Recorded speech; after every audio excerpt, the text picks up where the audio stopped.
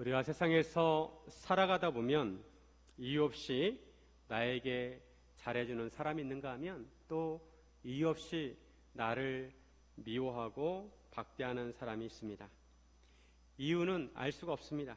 하지만 그들이 나에 대한 생각이 다르기에 나를 다르게 대하는 것입니다. 마찬가지로 예수님에 대한 우리의 생각이 중요합니다. 나는 예수님을 어떻게 생각하는가?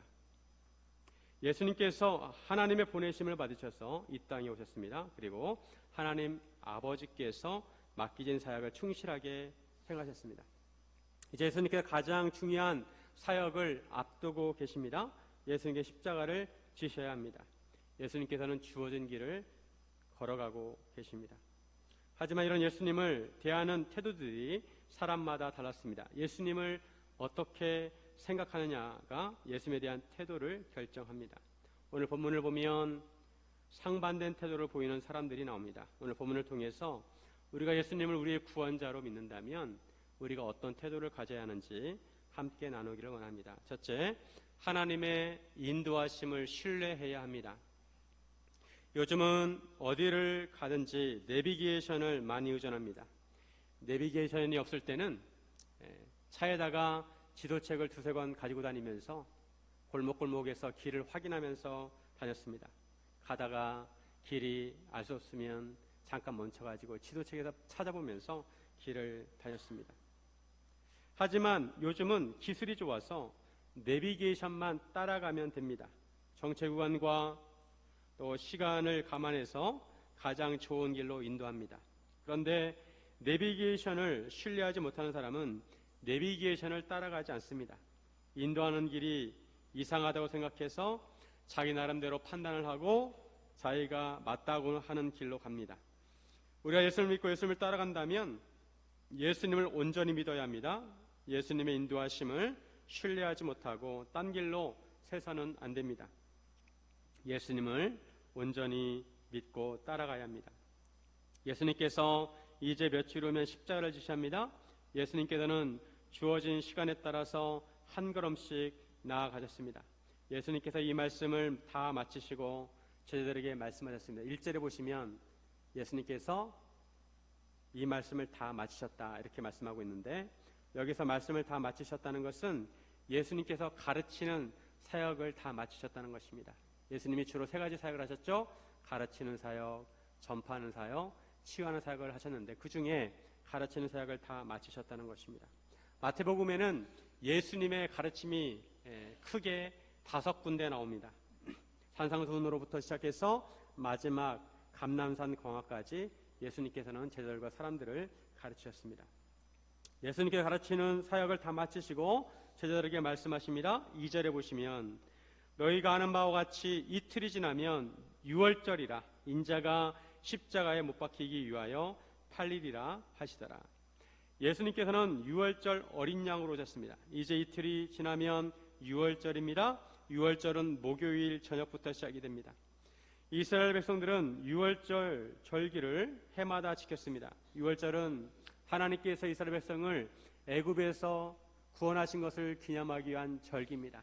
하나님께서 이스라엘 백성을 애굽에서 구원하시기 위해서 애굽에 10가지 재앙을 내리셨습니다. 그 중에 마지막 재앙이 장자의 재앙입니다. 장자의 재앙. 하나님께서 장자의 재앙을 내리시기 전에 이스라엘 백성들에게 한 가지 지시를 하시는데, 어린 양을 잡아가지고 그 피를 문설주와 임방에 바르라고 하셨습니다. 그러면 하나님께서 심판하실 때 그 피가 발라져 있는 집은 건너뛰시고 그 피가 없는 집은 첫 번째 난 사람이나 짐승을 치실 것이라고 하십니다. 여기서 건너뛰다는 말이 한자로 하면 유월입니다. 유월.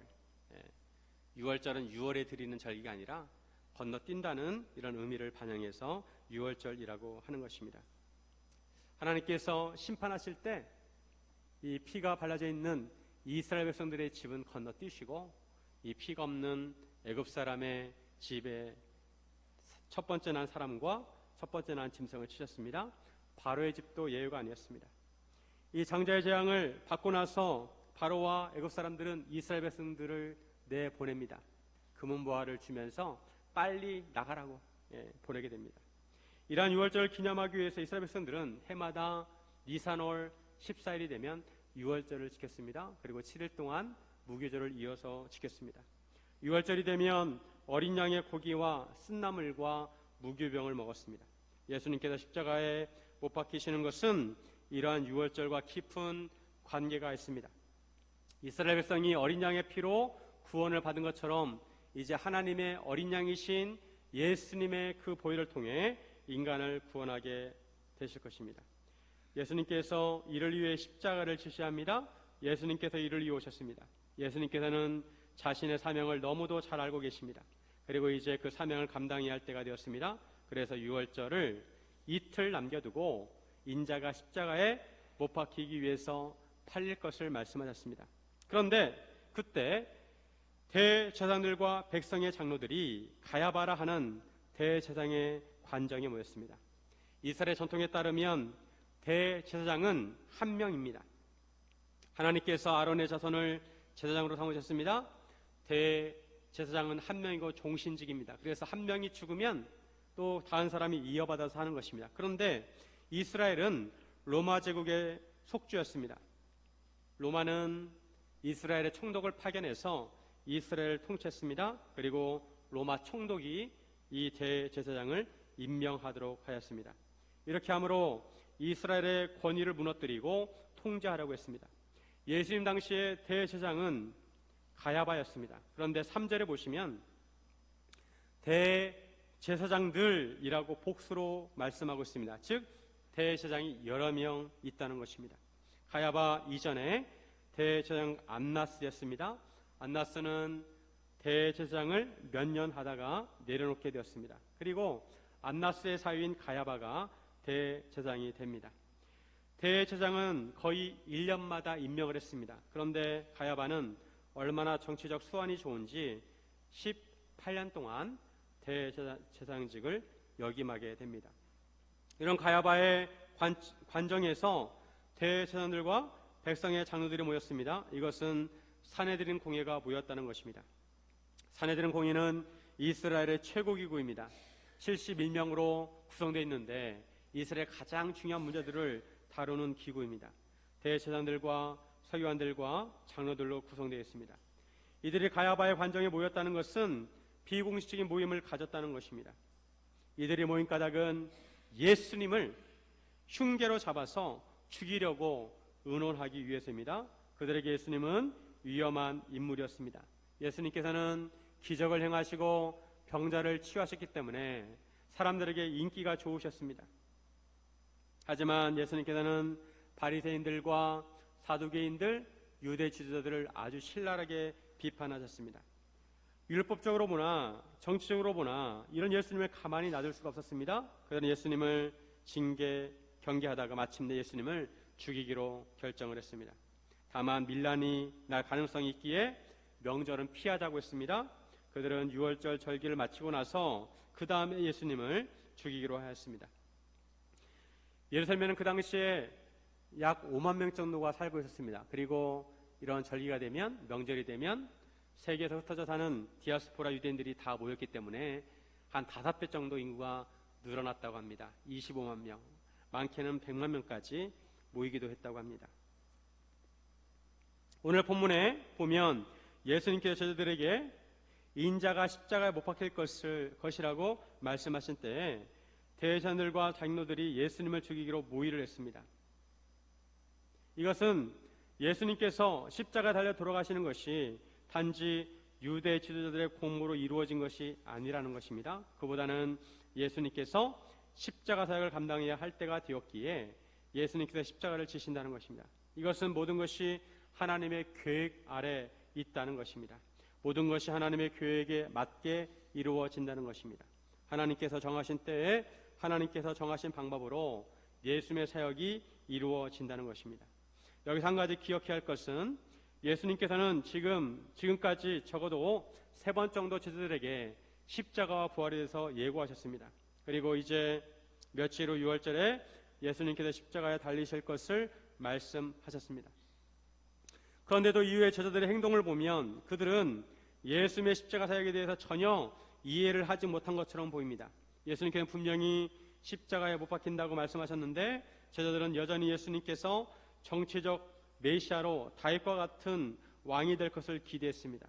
다윗과 같은 왕이 되는 것은 영광스러운 길입니다. 반면에 십자가를 지는 것은 아주 수치스러운 길입니다. 예수님께서는 제자들의 기대와는 달리 정반대의 길로 가십니다. 하지만 결국에 보면 예수님께서 십자가 사역을 통해서 메시아로서 완벽한 사역을 이루게 되십니다.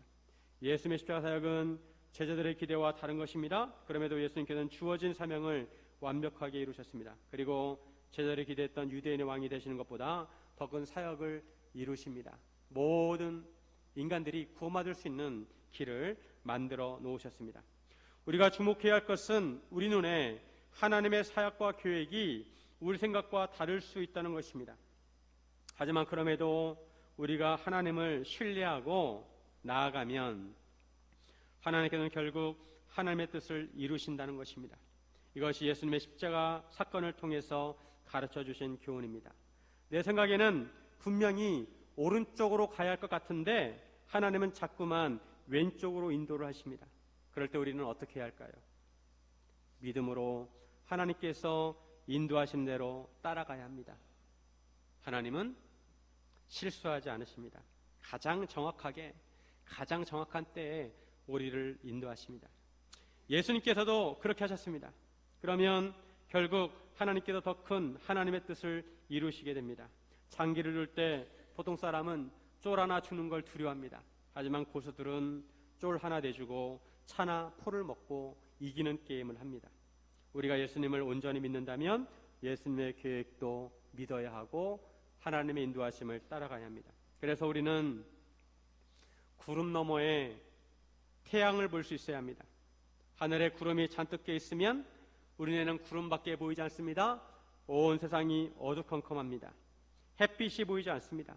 하지만 비행기를 타고 구름 위로 올라가면 맑은 하늘과 찬란한 햇살을 볼 수가 있습니다. 우리는 우리 눈에 보이지 않는 구름 너머를 볼 수 있어야 합니다. 사랑하는 성도 여러분, 하나님의 인도하심을 신뢰하시기를 주님의 이름으로 축원드립니다. 둘째, 예수님께 가장 귀한 것을 드려야 합니다. 우리가 예수님을 섬길 때 적당히 섬길 수 있습니다. 하지만 우리는 예수님을 최상으로 섬겨야 합니다. 우리가 섬길 수 있는 한 최대한으로, 최고로 최선을 다해서 섬겨야 합니다. 오늘 본문에 예수님께 향유를 부어드리는 여인이 나옵니다. 마태, 마가, 누가, 요한복음에 다 나오는 사건입니다. 그만큼 중요하다는 것입니다. 오늘 본문에는 이름이 나오지 않지만 요한복음에는 실명이 나옵니다. 이 사건은 마치 유월절 이틀 전에 일어난 사건처럼 보입니다. 본문의 배치를 그렇게 했기 때문입니다. 하지만 요한복음에 보면 유월절 6일 전에 일어났다고 말씀합니다. 예수님께서 예루살렘에 입성하시기 전에 사건입니다. 예수님께서 베다니에 머무셨습니다. 예루살렘 동쪽에 감람산이 있는데 그 감람산 동쪽 기슭에 베다니가 있습니다. 예루살렘에서 비교적 가까운 동네입니다. 예수님께서 베다니에 있는 나병 환자 시몬의 집에 계셨습니다. 성경에서 시몬이라는 이름이 많이 나오는데 그 당시에 흔했던 이름입니다. 예수님도, 예수라는 이름도 가끔 사용되었습니다.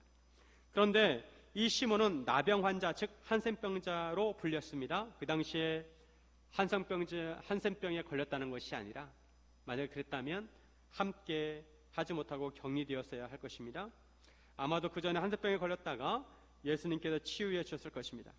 예수님께서 시몬의 집에서 식사를 하고 계셨습니다. 이스라엘 사람들은 식사를 할 때 몸을 한쪽으로 기울이고 식사를 합니다. 비스듬하게 몸을 기울입니다. 그리고 다리는 뒤로 뺍니다. 예수님께서 이 자세로 식사를 하고 계셨습니다. 예수님께서 식사를 하고 계시는데 한 여자가 매우 귀한 향유 옥합을 가지고 와서 예수님의 머리에 부었습니다. 요한복음에는 이 여인이 마리아로 나옵니다. 베다니에는 예수님과 친한 나사로의 집도 있었습니다. 마리아는 나사라의 누이였습니다. 마리아가 매우 귀한 향유옥합을 깨뜨렸습니다. 그 향유는 인도에서 나는 나드 향유였습니다. 그 당시에 향유옥합은 석회로 만든 투명한 병이었습니다. 그 병을 깨뜨려 예수의 머리에 부어드렸습니다.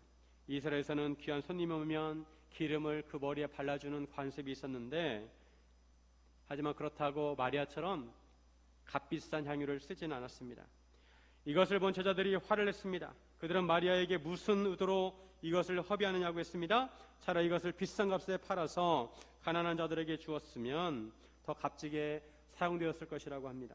그 향유는 300데나리온의 값어치가 있었습니다. 300데나리온은 1년치 연봉에 해당이 되는 것입니다. 매우 값비싼 향유였습니다.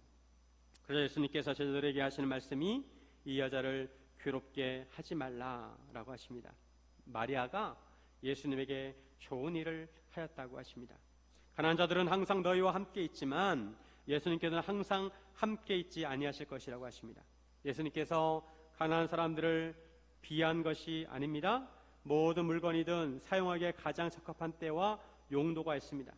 마리아가 향유값을 깨뜨린 것은 가장 적합한 때에 사용한 것이고 가장 적합한 용도로 사용했다는 것입니다. 마리아가 예수님의 몸에 향유를 부은 것은 예수님의 장례를 위한 것이라고 하십니다. 예수의 말씀에는 곧 예수님께서 떠나신다는 의미가 담겨져 있습니다. 이스라엘에서 장례를 할 때 향유를 붓는 습관이 있었습니다. 즉 예수님께서 이제 곧 십자가에 돌아가시게 됩니다. 이런 예수님의 사역에 대해서 제자들은 전혀 이해를 하지 못했습니다. 이런 가운데 마리아가 향유값을 깨뜨려 예수님께 부어드림으로 예수님의 장례를 미리 준비했다는 것입니다. 물론 마리아도 알고 한 것은 아닐 것입니다. 전반적인 것을 아시는 예수님께서 마리아의 행위가 어떤 의미인지 해석해 주시고 칭찬을 하신 것입니다. 예수님께서 마리아가 값비싼 향유를 부어드린 것을 칭찬을 넘어 복음을 접하는 누구든지 기억해야 할 것으로 말씀하십니다. 13절에 보시면 13절 같이 한번 읽습니다. 시작. 내가 진실로 너희에게 이르노니 온 천하에 어디서든지 이 복음이 전파되는 곳에서는 이 여자가 행한 일도 말하여 그를 기억하리라 하시니라. 이것은 마리아가 행한 일이 단순한 것이 아니라 매우 중요하다는 의미입니다. 복음이 전파되는 곳에는 마리아가 향유를 예수님께 부어드린 일도 말해서 마리아를 기억하라는 것입니다. 베드로가 예수님께 주는 그리스도시요 살아계신 하나님의 아들이십니다 라고 고백을 했을 때 예수님이 베드로를 칭찬하십니다. 바요나 시몬아 네가 참 잘했다. 그렇듯이 마리아도 칭찬하신 것입니다. 마리아가 예수님께 기름을 부어드린 행위에 대해서 예수님과 제자들의 평가가 달랐습니다. 예수님께서는 아주 잘했다고 칭찬을 하셨지만 제자들은 화를 내면서 낭비라고 생각했습니다. 한 가지 생각해 볼 것은 마리아는 왜 그 비싼 향유를 예수님께 부어 드렸느냐는 것입니다. 그 정도로 귀한 향유였다면 값이었을 것입니다. 마리아에게 가장 값진 물건이었을 것입니다. 마리아의 행위를 볼 때 마리아는 예수님을 그처럼 존귀하게 생각하였다는 것입니다. 마리아는 예수님을 사모하였습니다. 예수님께서는 죽은 나사로를 살리셨습니다. 만약 예수님이 나사로를 살리지 않으셨다면 마리아는 오빠를 먼저 떠내보내고 슬픔 가운데 지냈을 것입니다. 그런데 예수님께서 죽은 지 나흘 된 나사로를 살리셨습니다. 사람이 죽으면 이 세상에는 더 이상 만날 수 없다고 생각했는데 예수님께서 죽은 나사로를 살리심으로 마리아는 개인적으로 오빠를 다시 얻게 되어서 너무도 기뻤습니다. 또한 사람이 죽음을 극복할 수 있다는 것도 가장 가까이서 체험하게 되었습니다. 이전에는 믿지 못했던 것들이 예수님을 통해서 이루어지게 된 것입니다. 마리아에게 있어서 예수님은 생명의 주인이시고 삶을 새롭게 하시는 분이셨습니다. 예수님께서는 생명이시고 삶의 소망이셨습니다. 그런 예수님께서 너무 존귀하셔서 마리아는 무엇이라도 예수님께 드리고 싶어 했습니다. 값비싼 향유라 하더라도 전혀 아깝게 여기지 않고 예수님께 가장 최상의 것을 드리고 싶었습니다. 그렇게 예수님을 섬겨도 오히려 마음이 기쁘고 감사가 넘쳤습니다. 만약 더 값비싼 것이 있었다면 그것을 예수님께 드렸을 것입니다. 부모에게 자녀보다 소중한 것이 없을 것입니다. 그래서 자녀를 키울 때 되도록 가장 좋은 옷을 입히고 싶어하고 가장 좋은 것을 먹이고 싶어하고 또 놀이공원이 있으면 아이들 데리고 와서 즐겁게 해주고 싶어 하는 것이 부모의 마음입니다. 왜냐하면 그 아이들이 그만큼 소중하기 때문입니다. 눈에 넣어도 아프지 않을 정도로 사랑하기 때문입니다. 그런 아이들을 위해서 돈을 쓰는 것을 아깝지 않게 여깁니다. 그런데 내가 전혀 모르는 사람에게 그런 돈을 쓴다면 보통 사람들은 아까워합니다. 돈이 귀한 것을 알기에 한 푼도 허투루 쓰지 않습니다. 그런데 나와 전혀 상관이 없는 아이에게 거액을 준다는 것은 쉽지 않은 일입니다. 즉 사람은 상대가 나에게 어떤 존재이고 어떤 의미인가에 따라서 그 비용이 아무리 비싸도 그 값을 치르기도 하고 아무리 값싸도 아까워하기도 합니다. 마리아에게는 예수님이 그만큼 존귀하고 소중한 분이셨습니다. 그러기에 그 비싼 향유를 드린 것입니다. 이 도목에서 우리 일은 생각해 보아야 합니다. 그러면 나에게 예수님은 어떤 존재이신가? 나도 마리아처럼 향유값을 깨뜨릴 수 있는가? 아니면 향유값을 깨뜨리기에는 아깝다고 생각을 하는가? 예수님은 나에게 어떤 의미인가? 우리가 예수님께 받은 은혜와 크기만큼 우리는 예수님께 드리고 싶어 할 것입니다. 예수님께 은혜를 많이 받았다고 생각하면 많이 드리고 싶어 할 것이고 은혜를 적당히 받았다고 생각하면 적당히 드리고 싶어 할 것입니다. 사람에게 선물할 때도 그렇습니다. 어떤 사람에게는 나에게 정말 소중하다고 생각해서 큰 선물을 하는가 하면 어떤 사람은 작은 것을 선물한 것도 아까워합니다. 마찬가지로 어떤 사람은 예수님께 무언가 드리는 것을 아깝다고 생각하는가 하면 어떤 사람은 예수님께 더 드리고 싶은데 드릴 것이 없어서 안타까워할 수도 있습니다. 드릴 것이 없으면 나의 시간이라도 들여서 주님을 섬겨야 되겠다고 생각을 합니다. 우리는 예수님을 존귀하게 여겨야 합니다. 사랑하는 성도 여러분, 예수님께 가장 귀한 것을 드리시기를 주님의 이름으로 축원드립니다. 셋째, 예수님을 끝까지 주님으로 섬겨야 합니다. 한번 해병은 영원한 해병이라는 말을 들어보셨을 것입니다. 해병대는 어느 나라나 가장 강한 부대 중에 하나입니다. 군복무를 할 때만 나라에 충성하는 것이 아니라 언제든지 나라를 위해서 충성을 다하겠다는 것입니다. 해병대는 독특한 것이 제대를 해서도 기수를 따져가지고 바로 서열 정리를 하고 선배님이면 깍듯하게 대접을 합니다. 우리 중에도 해병대가 있는지 모르겠습니다. 이것이 해병대의 전통입니다. 그래도 예수님의 제자라면 이런 해병대 정신보다 좀 더 강해야 되지 않을까요? 한번 예수님의 제자가 되었으면 끝까지 예수님의 제자여야 합니다. 예수님에 대한 충성과 믿음이 변해서는 안 됩니다. 한번 주님은 영원한 주님이십니다. 아멘. 네. 그런데 안타깝게도 예수님의 제자 중에 예수님을 배반하는 자가 있었습니다. 가룟 유다는 12제자 중에 하나였습니다. 예수님에게는 많은 제자들이 있었지만 그 중에 12제자는 아주 특별했습니다. 예수님께서 그들을 집중적으로 훈련시키셨고 그들을 가르치셨습니다. 예수님께서는 그들을 예수님의 사도로 세우셔서 예수님이 승천하신 후에도 그들로 하여금 예수의 사역을 이어가게 하셨습니다. 교회를 세우게 하셨고 복음을 전파하게 하셨습니다. 12제자는 핵심 중에 핵심이라고 할 수가 있습니다. 그런데 그토록 예수님께서 중요하게 생각하시는 12제자 중에 한 명의 제자가 예수님을 배반하게 됩니다. 가룟 유다는 대제사장을 찾아갔습니다. 그리고 예수님을 넘기면 얼마를 줄 거냐고 흥정을 합니다. 15절에 내가 예수를 너희에게 넘겨주리니 얼마나 주려느냐 하니 그들이 은 30을 달아주거늘. 대제사장들은 은 30을 가룟 유다에게 주었습니다. 가룟 유다는 그때부터 예수님을 넘겨줄 기회를 찾았습니다. 대제사장들과 장로들은 유월절에는 사람들이 많이 모이기 때문에 예수님을 유월절 이후에 잡아서 죽이자고 했습니다. 그런데 그 기회가 일찍 찾아오게 된 것입니다. 예수님의 제자 중에 하나가 먼저 찾아와서 그런 제안을 하였습니다. 이것은 하늘이 준 기회라고 생각했을 것입니다. 그래서 일정이 생각보다 일찍 당겨지게 되었습니다. 예수님께서는 평소에 저들과 항상 함께 하시기 때문에 예수님을 체포하는 것이 쉽지가 않습니다.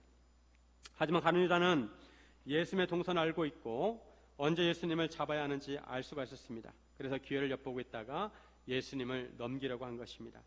예수님께서는 이것을 미리 알고 계셨다는 것입니다.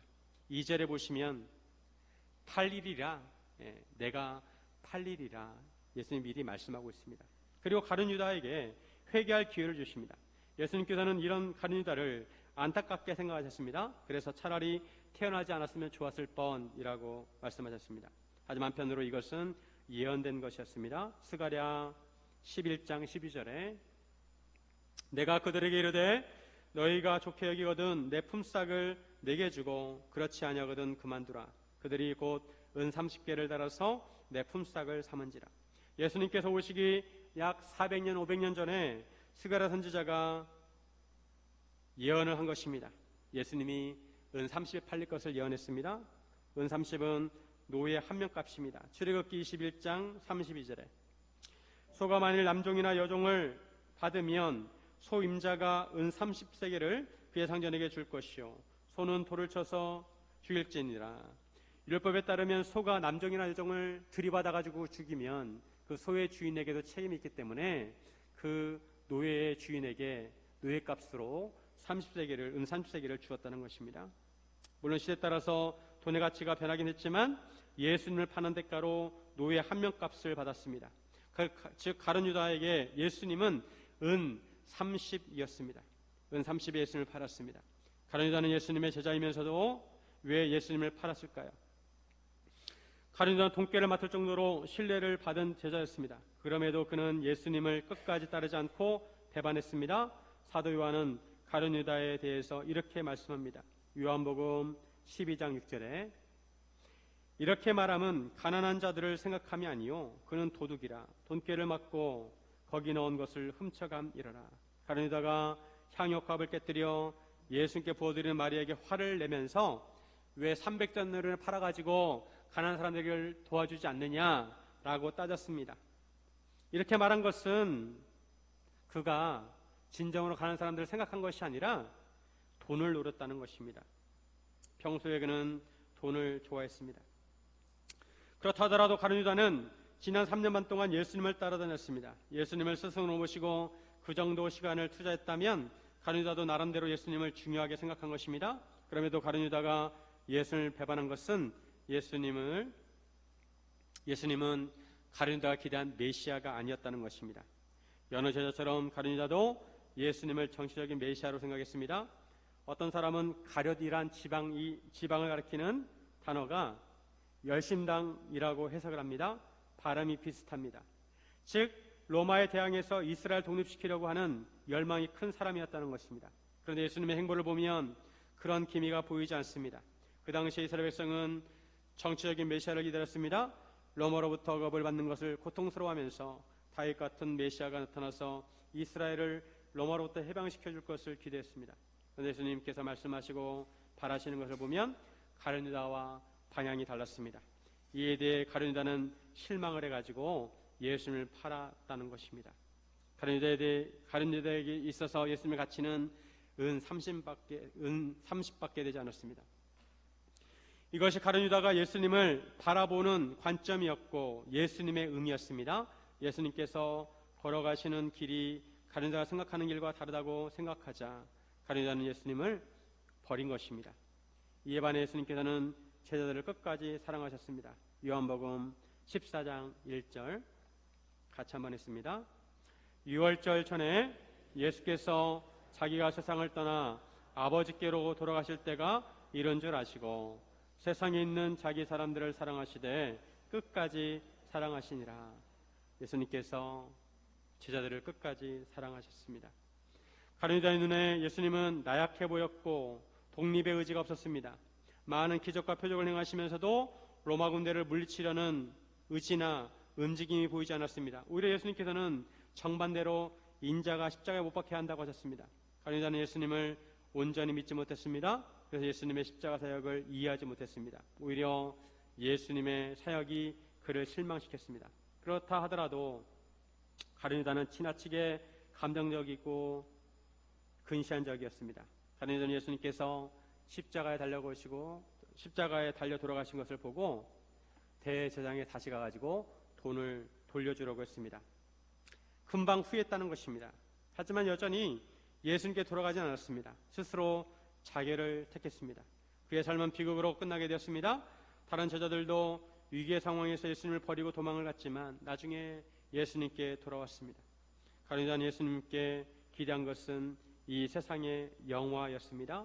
북이 영화였습니다.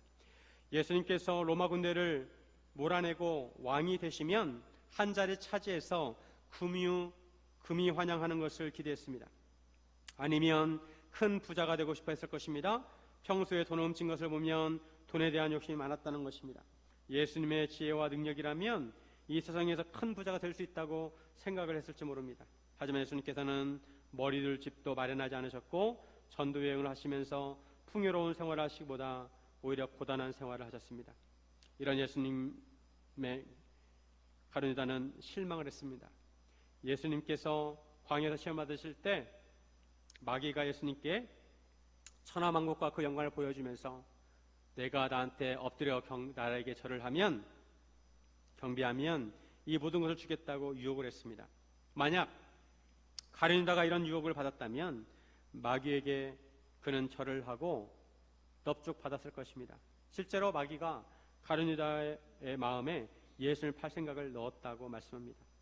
예수님에 대한 우리의 생각이 중요합니다. 나는 예수님을 어떻게 생각하는가?